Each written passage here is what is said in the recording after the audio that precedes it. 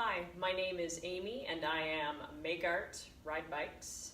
Today I bring to you a lesson in standing.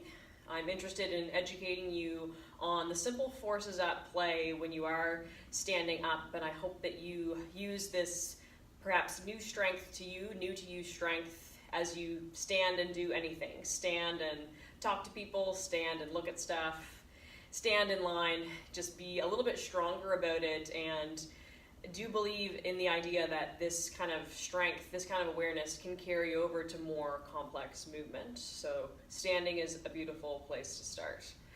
A couple of things. I will start at the feet and really move my way up, but a few muscles to be aware of. I'll start with tibialis anterior. I won't get too fancy with you, but this is important stuff for you to find if you're not quite sure. So standing with me, I'll get you to bend both of your knees, your heels still on the ground. Simply put your palm prints onto your kneecaps. So a little bit of a fold for you to do that. So your whole hand is really covering up your kneecap. Just take sort of a pointer fingers, index, middle ring kind of thing, and step them down below the knees, just like I'm showing.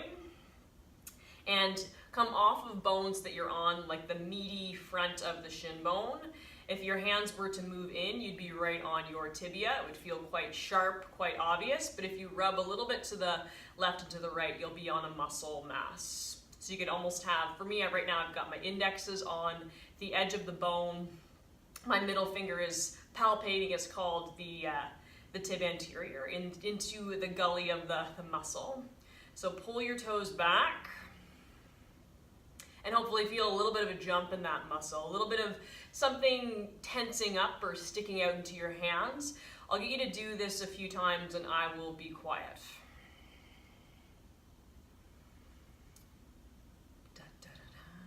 So, you can keep doing it while I talk. I have a hard time with the silence. I've got so much to tell you. All the rage is ankle mobility.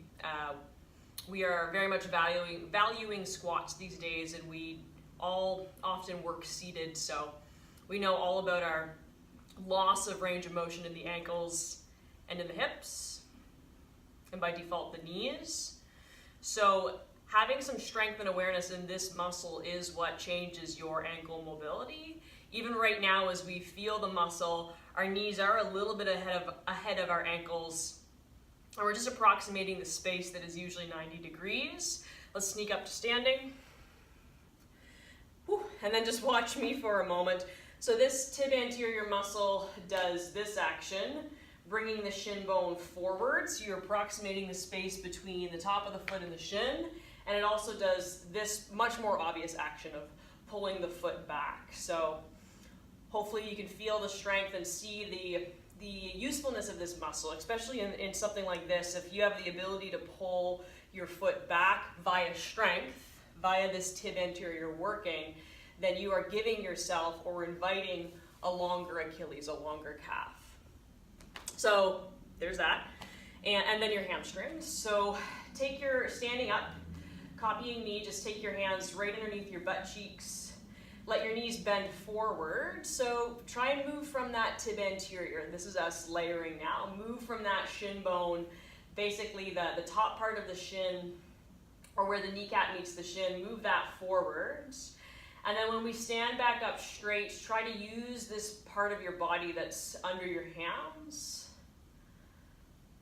So a little bit of a pop to the hamstrings, maybe some kind of shape, some kind of motion, some kind of kick goes into your fingertips.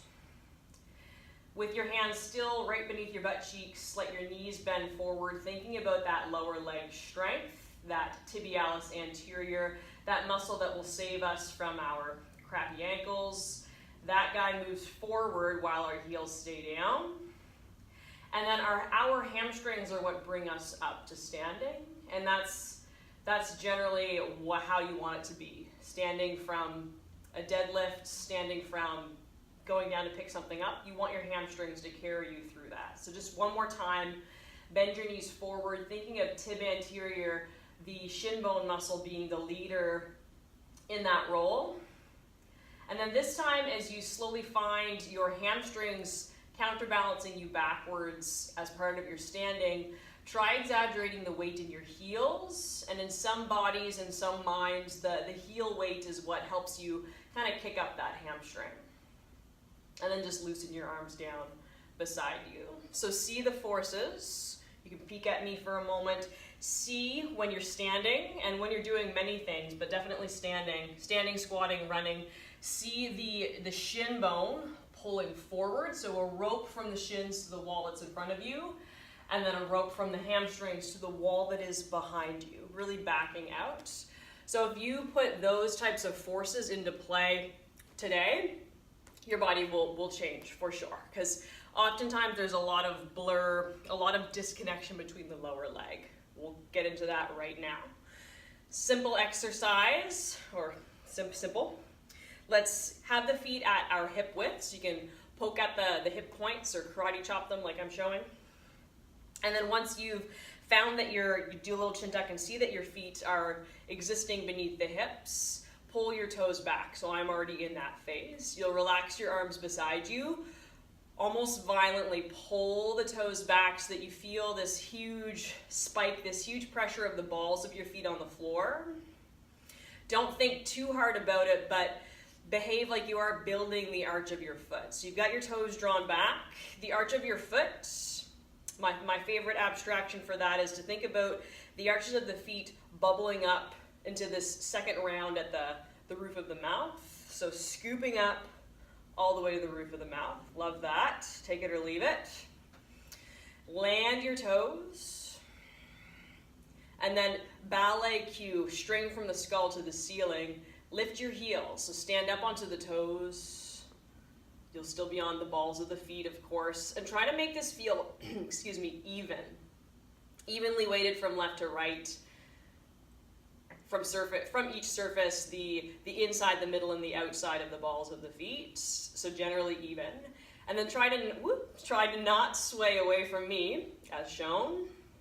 Try to just lower your heels like you're dropping down in an elevator. So everything looks the same.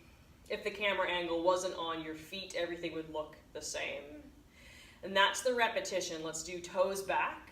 We're standing on the balls of the feet. We're standing on our heels. Our toes are missing from the floor. This second time, you might spread your toes. Land your toes. Lift your heels. Getting some bunching up of the calves.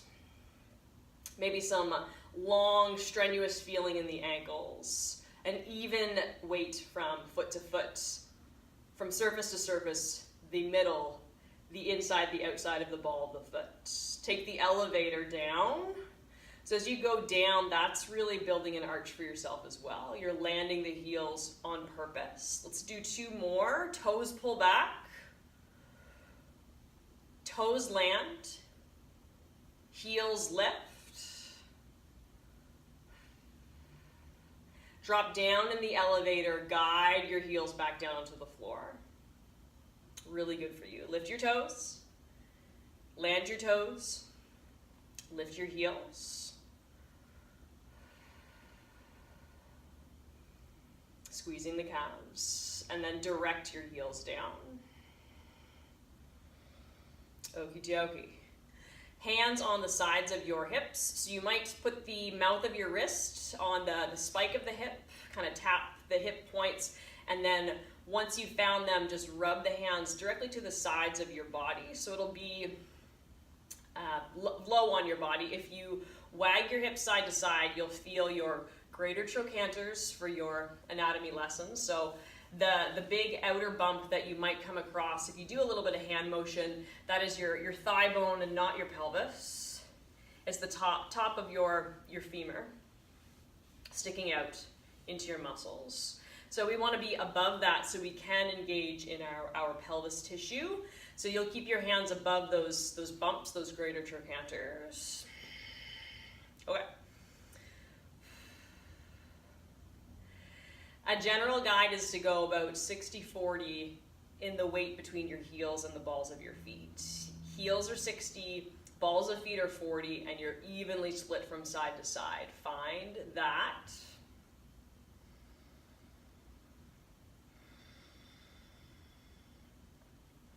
Then put imagination into work. Let your shin bones move forward just a little tiny bit towards me, thinking tib anterior. So subtle. I just did it. And then think of the hamstrings pulling a little bit backwards and away from me. Those ropes tied to the backs of the legs. Keep all of that and then add the infamous glute med.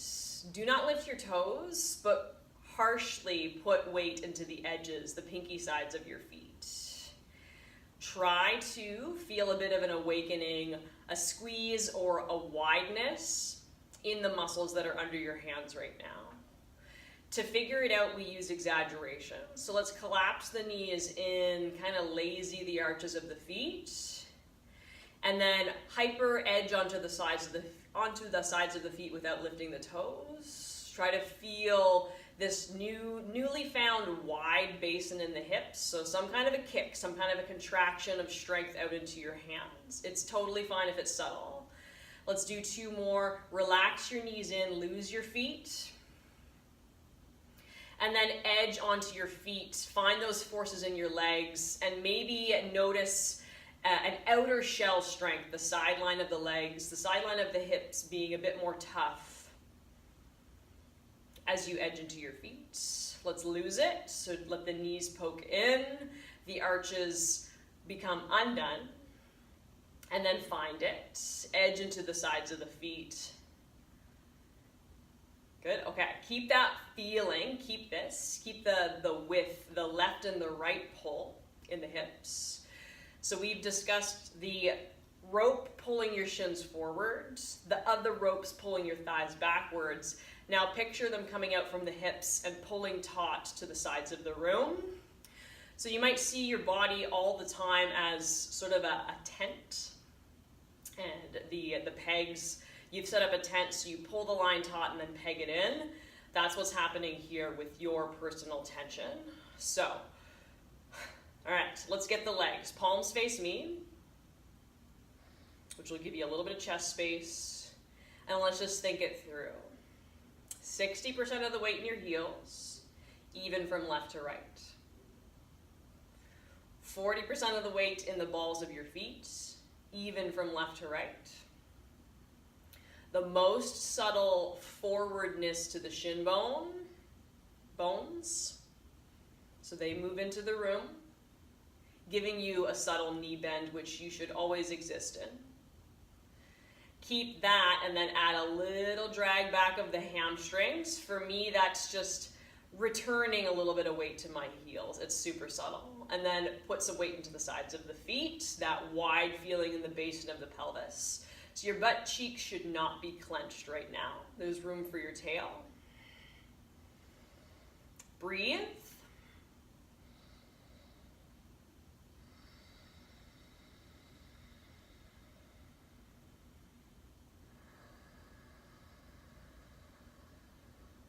Keep your legs to your very best ability. Keep all of that stuff.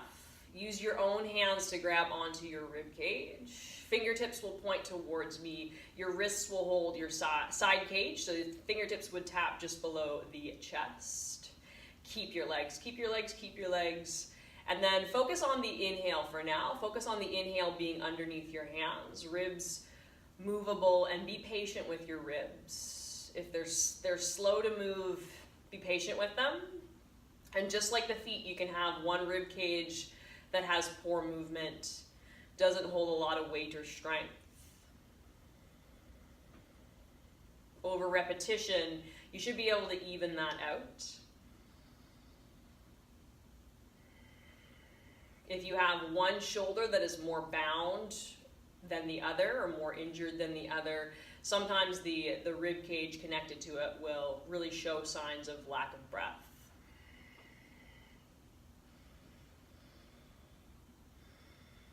All right, the next time that you inhale, push the rib cage into your hands. So do that now. Rib cage goes wide, you're breathing in. And then very subtly move your rib cage up towards your face. That might be part of holding the breath. Your waist is really long. Exhale to keep a long waist and just deflate the rib cage towards the floor, like the exhale is adding weight to your feet. Let's do 2 more. Inhale that kicks directly into your hands. And then you can hold your inhale and use your hands to pull your rib cage up and off of your hips, thinking hourglass. Exhale moves towards the feet, energetically and directionally. Last one, breathe into your hands. Use your hands to pull your rib cage up higher than you think it's possible. And then allow the exhale to move your cage, your bones down to the floor and your energy into your feet. Now open your palms towards me and do all of that.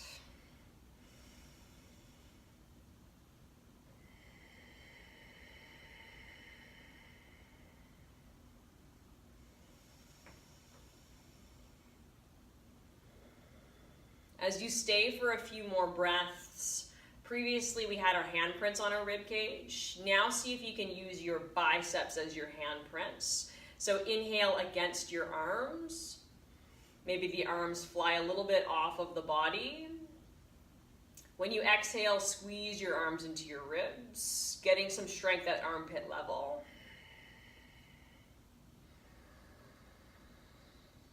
Keep finding that.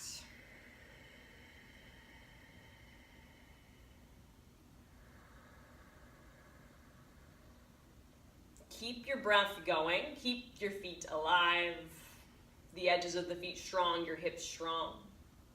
The strength of your arms now plays a small role in helping your exhale out. Now doing all of the things that we've done, all of the stack that we've done, there's not much else to do. If we start at the bottom, everything just generally clears up. But just for simplicity, just for a take home, for our video purposes, you could add a little bit of a head awareness. So 1 palm print to the very, very, very top of the skull. And then just experience an inhale where you cap your skull into your palm. So you've grown even more than you did with your hourglass rib cage. You're a little bit taller.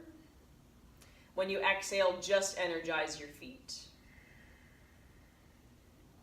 Do that one more time. When you inhale, lift your skull a little higher than you think it can go, using your palm print as feedback. When you exhale, repeat the kind of footprint that you want to make for yourself. Let your energy be in your feet. And then sneak this same hand to the back of your head. The vertical quality, the height of your head stays. 1 hand behind the skull. Inhale to lift your skull up, and maybe your hand does give you some traction, as in kind of grabs the back hairline and lifts you higher. Do not move much, but exhale to push your head a little bit back into your palm. Not far, just strength. Maybe that's a strength in the whole back line of your neck, your back. Do it one more time. So an inhale that might be active with this hand. For me, my thumb is kind of pulling up on my hairline, my skull. Exhale is the backwards pressure. So just leaning ever so slightly into your palm. Keep that super proud head and neck. Release hand and breathe. That is all that I will give you. I hope that it's helpful. Think about those strong feet anytime that you can.